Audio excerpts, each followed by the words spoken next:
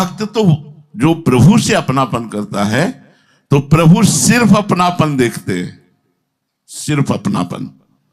यही हमारी विजय है, यही हमारी विजय है कि प्रभु अपनापन को देखते हैं, अपने जन के दोष नहीं देखते। अगर वो हमारे दोष देखें तो हम कभी प्रभु की प्राप्ति कर ही ना पावे, प्रभु लायक ही नहीं है। क्योंकि बहुत जन्मों से जगत से खेलने का स्वभाव बन गया है, मनोरंजन करने का स्वभाव बन गया है। तो हमारा मन जगत में ही खेलना चाहता है, भगवान के साथ नहीं खेलना चाहता ईमानदारी से। और जबकि ये भगवान हमारे नित्य सखा हैं, वो हमारे नित्य प्रिय हैं, उनके साथ खेलने में ही परम शांति, सुख और जीवन का लाभ है। लेकिन ये मूर्ख मन मानता ही नहीं, ये संसार के साथ खेलना चाहता है। जो सब दगाबाज पाए जान जगत में सब जन कपटी कुटिल कलयुगी तंचु, कलयुग के द्वारा ग्रसित सबकी बुद्धि। भगवान के साथ अपनापन कर लो तो टिकेगा ये, और जगत के साथ अपनापन करोगे तो भगवान के साथ जो अपनापन का भाव है वो भूल जाएगा और जगत का टिकेगा नहीं। अब कितने माता पिता पूर्व जन्म में हम छोड़ चुके, कितने परिवार के सदस्य छोड़ चुके, बस ये वर्तमान के जगत को हम अपना मानकर फूले हुए हैं और भूले हुए हैं। दूसरी बात, उपासक भक्त में गुणों की कमी रहने पर भी भगवान की दृष्टि केवल अपनेपन पर रहती, उसके गुणों पर नहीं। ये मेरा है, गुणों पर कभी नहीं रहती, क्योंकि भगवान जानते हैं ना मायाकृत गुण है। और भगवान की जब ये दृष्टि रहती है कि ये मेरा है तो उसका निश्चित परम कल्याण हो जाता है। इसलिए सबको चाहिए प्रभु से अपनापन बढ़ाने के। ये अपनापन तभी बढ़ेगा जब औरों से अपनापन छूट जाएगा।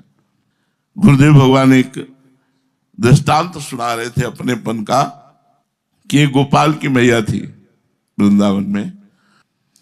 वो ऐसे छाती पे ऐसे झूला बनाए हुए थे जिसपे गोपाल जी विराजमान थे। उस पूरे शरीर में 10 जेब थी सिलाई हुई, किसी में टॉफी, किसी में ये, किसी में दूध, किसी में ठंडा जल, किसी में फल। वो 10-10 मिनट में गोपाल को खाती, नाम जप करती, विरक्त भाव से रहती, टाट पट्टी की लंगोटी टाट पट्टी लगाती। उन्होंने गोपाल को अपना बेटा माना था। गोपाल जी उनसे बात करते, रात में गोपाल जी बात करते। वो झोपड़ी बनाए हुए थी पानी घाट की तरफ, तो वहां कुछ लोगों ने आकर जमीन के उस पे हटाओ अपनी झोपड़ी, यहाँ झोपड़ी नहीं। और वो अकिंचन कहाँ झोपड़ी हटाए। एक कथा मतलब प्रगट की वर्तमान के। 2-4 लोग दर्शन करने आते थे श्रद्धा करके।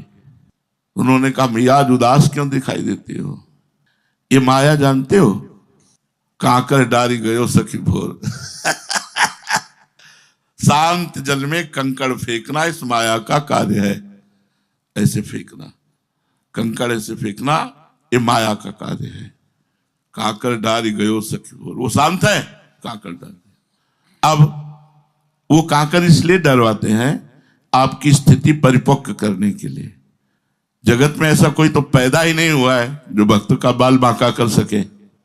भक्त का बाल बांका कर सके ऐसा कोई पैदा नहीं हुआ। रहे न रावण समभिमानी हिरण्याकश्यप संवरदानी। और तो ये तो सब भुनगा है, भुनगों में मिटने में कितनी देर लगती है।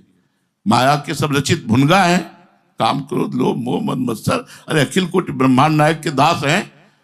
हमें जो अवगुण है, हमें जो दोष है, स्वामी ठीक करे, स्वामी जाने। सीम की चाप सके को तासु बड़ रखवार रमापति जासु, पर उसी का आश्रय लेना है। अब उन मैया से उन्होंने कहा मैया आज उदास दिखाई देती हो। तो कहा, और 2-4 लोग आए थे, उन्होंने कहा कुटिया खाली कर दो, जगह यहाँ से हमारी जगह है, हमारी जगह से शाम तक कुटिया हट जानी चाहिए। हम कहाँ लाला को लेकर जाएं, हमारे तो कुछ है नहीं, अकिंचन थी। उन्होंने कहा मैया चिंता मत करो, रुपए से शरीर से सबसे जो कुछ होगा हम देख लेंगे, कुटिया यहां से नहीं हटेगी, आप निश्चिंत हो जाओ। तो मैया ने कहा लाला तेरा ही भरोसा है, लाला तेरा ही भरोसा है। उनका आप निश्चिंत रहो, तुम हम देख लेते हैं। भाई अगर विपक्ष है तो पक्ष भी भगवान ही है, विपक्ष भी भगवान है तो पक्ष भी भगवान रूप धारण करके आते हैं। अब रात्रि में जब दूध पिलाए तो लाला को, तो लाला बात ही नहीं कि मूर्ति रूप बने रहे, जैसे मूर्ति पीतल की, बस वैसे नहीं तो साक्षात बैठ के बात करते थे। और वो तो विकल हो गई, बहुत रोई कि लाला क्या गलती हो गई हमसे। जब बहुत विकल हो गई तो उन्होंने कहा अब तुम्हारे दूसरे लाला हो गए ना, कहा कि लाला तेरा ही सहारा, तो उन्हीं का सहारा रखो, अब हम नहीं बोलेंगे आपसे। बोले गलती पड़ी। अनन्यस चिंतयन्तो माम, भरोसा एकमात्र प्रभु का, एकमात्र प्रभु का भरोसा। जवान से भी दूसरे का भरोसा नहीं निकलना चाहिए कि तुम्हारा ही सहारा। चाहे जितनी बड़ी विपत्ति हो, बैठ जाओ चुपचाप शांत। और श्री जी का सहारा है, था, रहेगा। अब उनका मैंने अपमान करवाने को, तो भैया इतना सम्मान मिला तो थोड़ा अपमान भी, अपमान में काहे को। अगर किसी का सहारा ले लिया तो यही तो प्रश्न किया गया था कि तुम सहारा लोगे कि नहीं लोगे किसी का। आप कोई ऐसा भक्त चरित्र बताओ जिसमें समस्याओं का जाल ना बिछाओ। भक्तों के जीवन में समस्याओं का जाल माया बिछा देती। अब निकल के दिखाओ इससे। पर निकलना है केवल भगवत सहारे से, किसी और का सहारा नहीं ले लेना। नहीं और का सहारा तो फिर क्या मजा, फिर क्या आया भक्ति का अगर किसी और का सहारा ले लिया। अपबल तपबल और बाहुबल, चौथो बल है दाम। अपने परिचय का बल और सब बल का, फिर वो भक्ति नहीं रह गई, फिर तो बात अलग हो गई। कमी है, अवगुण है, लेकिन अपनापन केवल प्रभु से, श्री जी से। कमी दूर करो या कमी के परिणाम में अपमान करो, और ये आपका कार्य है, दूसरे से नहीं।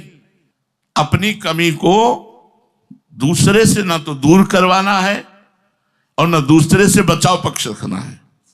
बने तो रघुवर ते बने और बिगड़े तो भरपूर, तुलसी और अंते बने ताबनबे पे धूर। गुणों की कमी भगवान अपने पन में नहीं देखते हैं, इसी से हमारा काम बनेगा। प्रभु का अपनापन दुष्ट से दुष्ट मनुष्य को भी, दुष्ट से भी दुष्ट मनुष्य को भी परम पद में बैठा देगा। अपनापन ये बहुत बड़ी बात है। अपिचेत सुदुराचारो भजते माम अनन्य भाग। भगवान जो भक्तों से द्वेष करते हैं, कहते हैं उन नराधमों दुष्टों को मैं आसुरी योनियों में गिराता हूं। उनको, उन पर भी कृपा करते हैं कि उनको आसुरी योनियों में गिराकर भक्त अपराध से पवित्र करते हैं। भक्त में दोष है तो मालिक, नौकर से दोष बना है तो मालिक से शिकायत करो। तो कहते हैं ऐसे नराधमों को मैं आसुरी योनियों में गिराता हूं। भगवान अपनापन को बहुत जोर का मानते हैं। देखो, सबरी ने अपनापन से बेर खवा दिए, विदुरानी ने अपनापन से छिलके पवा दिए। अपनापन होने पर सुदामा के तंदुल भगवान ने सराह सराह के पाए। अपनापन, अपनापन संबंध यदि प्रभु से है और फिर कोई कामना भी है, तो भक्त का मुख्य संबंध भगवान से है और गौड़ संबंध कामना से है। इस दृष्टि से भक्ति की विजय होगी, वो कामना उसे परास्त नहीं कर पाएगी।